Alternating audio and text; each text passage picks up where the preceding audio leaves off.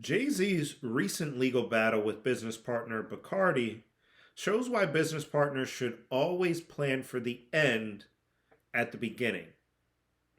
Let me explain. Now, we're all familiar with Sean Carter, better known as Jay-Z. In addition to being one of the best rappers of all time, Hove is arguably one of the greatest businessmen in modern history. In 2012, he teamed up with Bacardi to launch an exclusive brand of cognac named Douce. The partnership has been a successful one by any measure, as sales by volume have 10x between 2016 and 2021.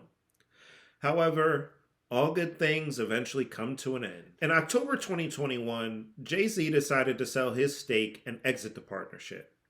He attempted to exercise a put option under his agreement with Bacardi, which would have allowed him to sell his ownership stake in the company for a set price. The only problem was Jay-Z and Bacardi couldn't agree on a price. After initial negotiations, the parties were allegedly close to $800 million apart on the value of Hove's share in the company. So they did what any sensible business partners would do. They turned to a third party to help them resolve their dispute. In this case, they apparently brought the professionals at JP Morgan in to help them come to an agreement over the value of the company. However, even with the help of one of the world's largest banks, the two sides were still unable to come to an agreement. Eventually, they ended up in court. Well, several courts, actually, litigating several legal issues, eventually reaching a settlement about a month ago in which Jay-Z will sell part of his share in Douce to Bacardi for an undisclosed amount. What I want to highlight here is that when it comes to exiting a partnership, things can get messy in a hurry. It's important to have a plan in place that outlines when, where, and how a business partner may leave. This will help ensure that the business can survive that person's exit.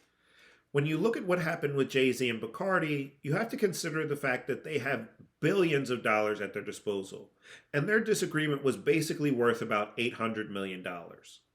When you're dealing with that much money, filing lawsuits is as much a negotiation strategy as anything else.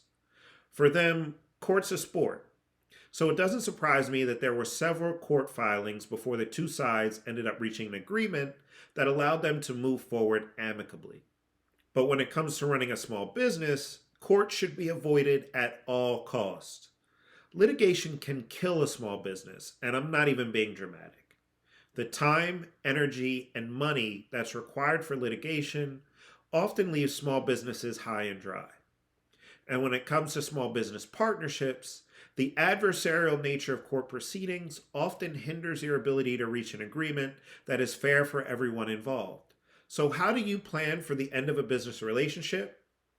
Well, whether it's a partnership agreement, operating agreement, shareholders agreement, whatever the case may be, business owners should address how and when a partner can leave the business in writing.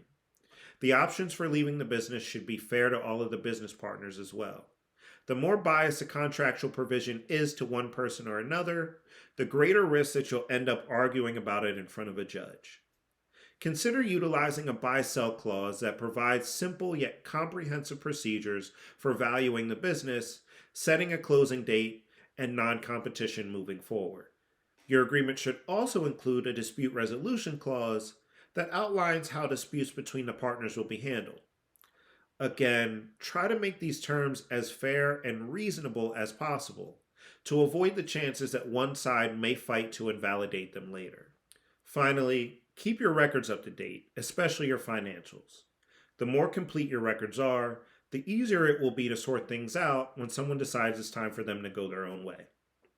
At the end of the day, it's impossible to predict how a business partnership will end.